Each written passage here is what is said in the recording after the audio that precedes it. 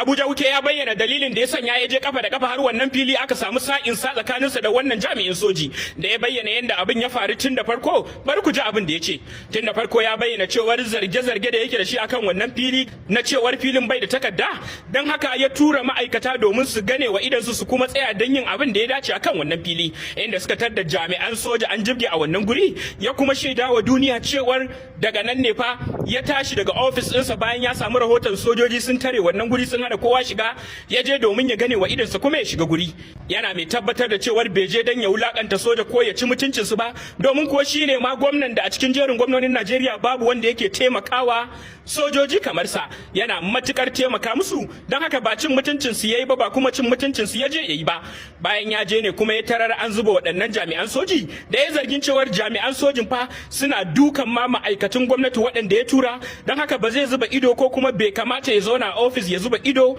ana cin zarafin ma'aikatan gwamnati waɗanda ya tura wannan guri ba tare da yayi wani abu a kai ba. Domin kuwa in ya zuba ido yana zaune a ofis su kuma suka je can ana musu wannan wulakanci, to fa ya ce ba za su yi abin da ya dace ba. Wike ya bayyana haka ne a jiya Alhamis 13 ga watan 11 na shekarar 2025 a taron manema labarai da ya gudanar a birnin tarayyar Abuja. Kamar yadda idon ku yake gane muku ko da cewar a taron da ya gudana na manema labarai bai fa ba da dama 'yan jaridu su yi masa tambaya ko ɗaya ba, face dai bayyana fahimtarsa da ra'ayinsa da matsayarsa da kuma yadda abin ya samo asali har ta kai ga an samu wannan sa'insa. Yana mai tabbatar da cewar ba zai taɓa cin mutuncin jami'an soji ba kuma ba zai bari a ci mutuncinsu ba, kamar yadda ya je kafa da kafa don gane wa idansa da kuma kokarin hana cin mutuncin ma'aikatan gwamnati. Wannan yana zuwa bayan sato kasa katsi da aka samu a farkon wannan makon tsakaninsa da wannan matashin soji mai suna Yarima a birnin tarayyar Abuja da ya yi yunkurin shiga wani fili a wannan yanki da kuma wannan soja ya hana shi, inda sojan ya tabbatar da cewar umarni aka bashi daga sama na hana kowa shiga wannan guri.